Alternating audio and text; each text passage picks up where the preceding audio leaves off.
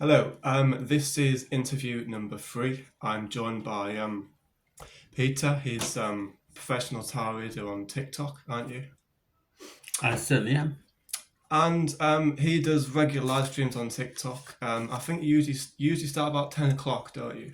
10 Yeah. o'clock every night on TikTok. And usually finish kind of, around 12 or 1 usually. I think that's what I've seen. And we're going to be talking about the tarot. I'm going to be asking Peter some questions around the tarot. So here we go. So question number 1. Tell me about your own journey with the tarot. Um, it hasn't really been a journey as such, as opposed to an ascension, really. I suppose I learnt the tarot from my grandmother um, at a very early age, and then I went on my merry way doing other jobs in my life. And then later in life, I refound my tarot reading skills. Um, Went on TikTok live last year, started reading, started picking up live readings, private readings, and 22,000 followers later, I'm doing quite well. I think there's a lot of followers, and I picked up one of your live streams the other day, and it just there was lots of people on it, and it just looked it looked amazing, really. So have you ever done, besides doing it on social media, have you ever done it in person? Have you ever done readings one-to-one in person? Yeah. Yes, I do a lot of private readings one to one, which I actually enjoy. I actually Yeah. enjoy doing private readings very much because there's that sort of that intimacy, almost like a priest's confessional, really. Oh, interesting. Yeah. Okay, question number 2. Now, this is quite a strange question. I think it's usually what everyone thinks about, but it's what really happens when we die? Um, what really happens when we die? Well, I think we hang around a little bit. I think it's a Yeah. little bit of a shock to the system, kind of like leaving our bodies. Some of us will pass over what we call the Vela Pecora into our next dimensional life's journey. Um, some of us will choose to stay around a little bit longer. Okay. Yeah. Yeah. There's a lot of. It's interesting you mention because there's a lot of skeptics out there who just say when we die, there's just nothing and we just die. And there's more spiritual people like yourself who obviously have but yeah, that's a very interesting opinion you had on that.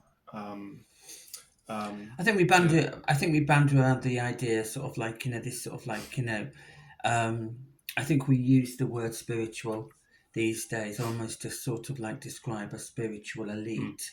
That there are spiritual people who are in the know, and everybody else is on the outside Yeah. of that emotional developmental journey. And I don't actually see it like that. I actually think that we're all spiritual Yeah.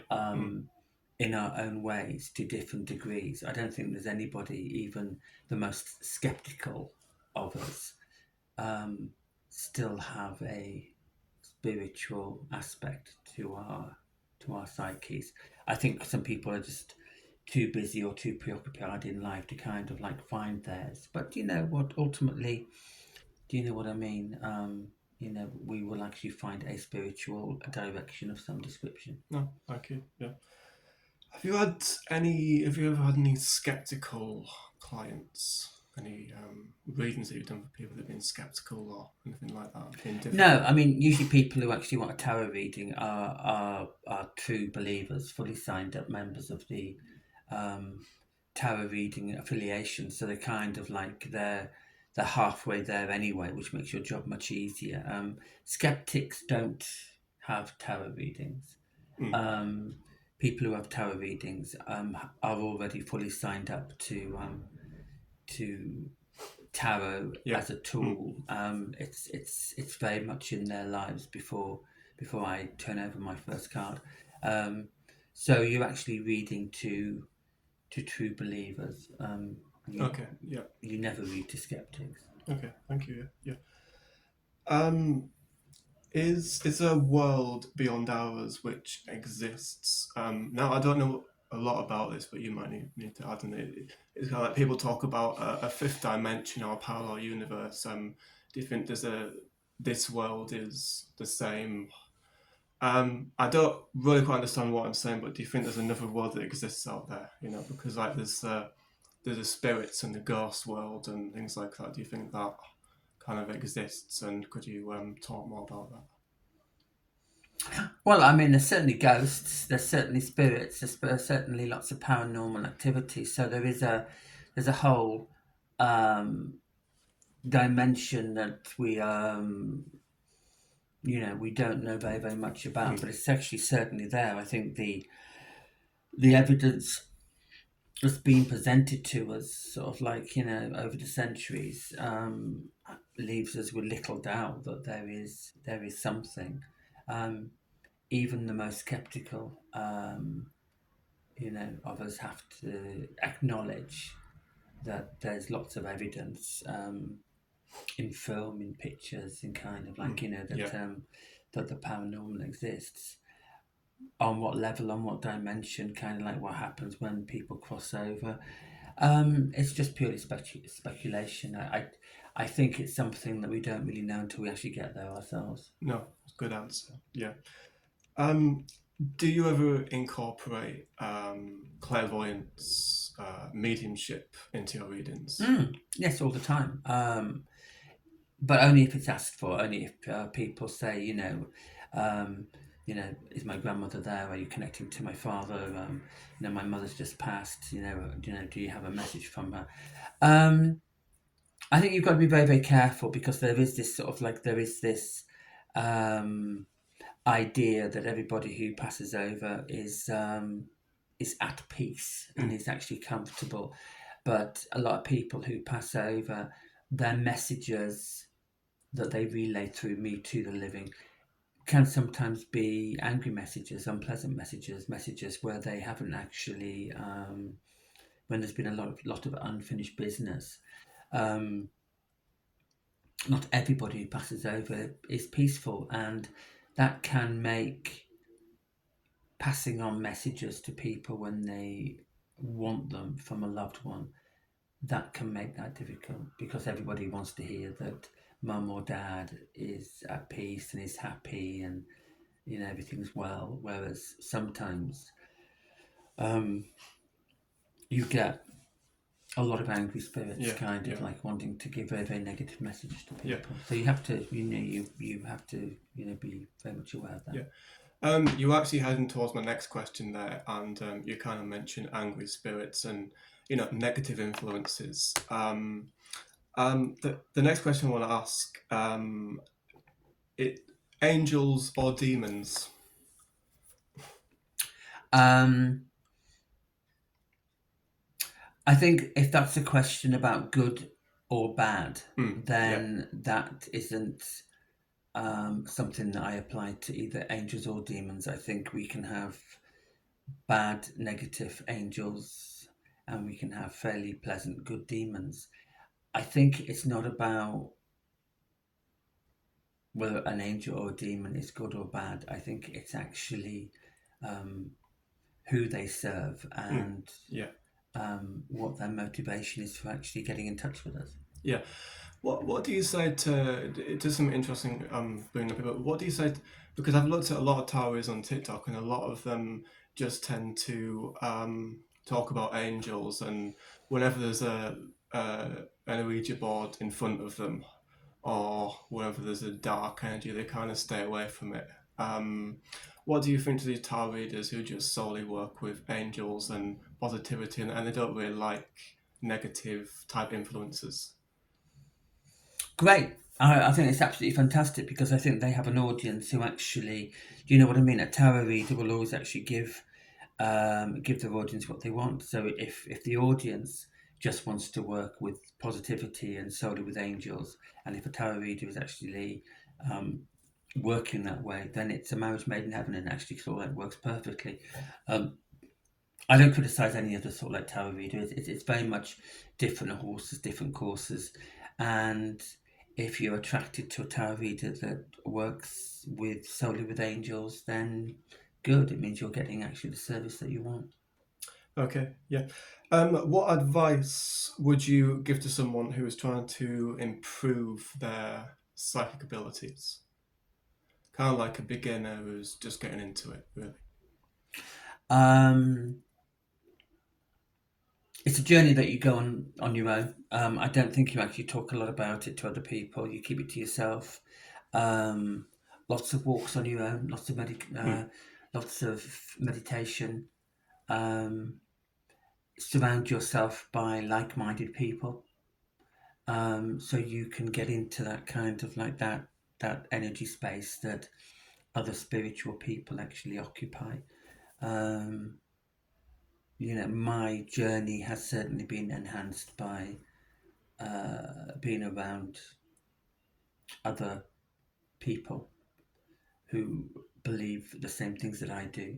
There's real strength in the collective. Yeah, yeah. Um, what do you think the tarot as kind of a divination tool is overused in our world today?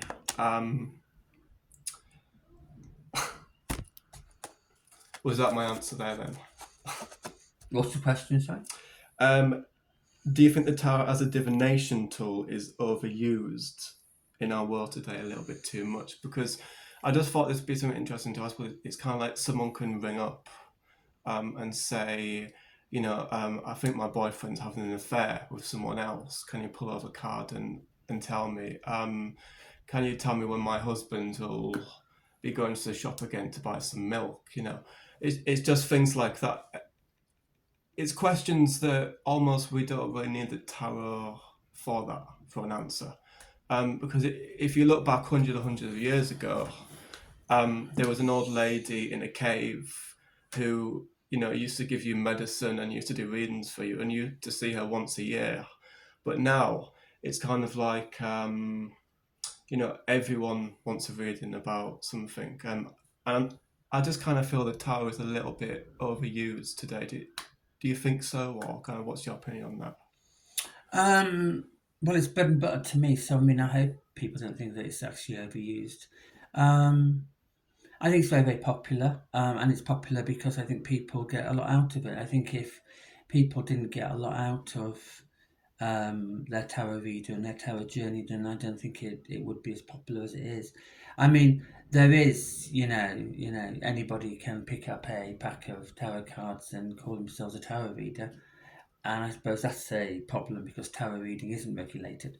But no, I mean, I actually think that actual professional tarot readers are very, very serious. They're very, very professional. They do have moral codes of what they will actually answer and what they won't answer.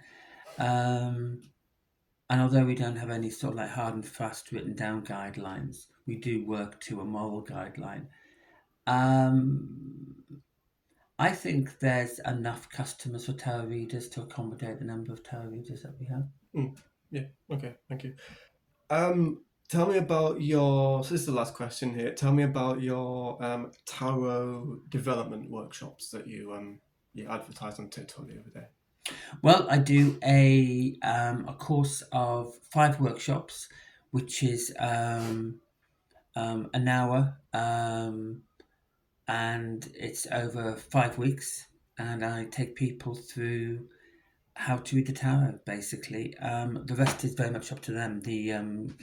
The intuition, the connection with the cards, their own style, how they actually put tarot across to other people. But my developmental workshops, it's more psychological development. It's actually life coaching through the imagery of the cards, as opposed to actually teaching anyone how to be psychic. Um, but certainly, I can teach you how to actually work with the cards, and the rest is very, very much up to you. Okay, well, that's the interview done here, and I hope you all enjoyed it. And it was really interesting to talk to you.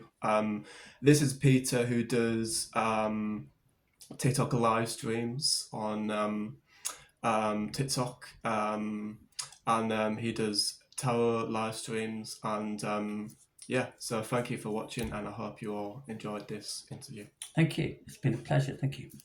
Cheers.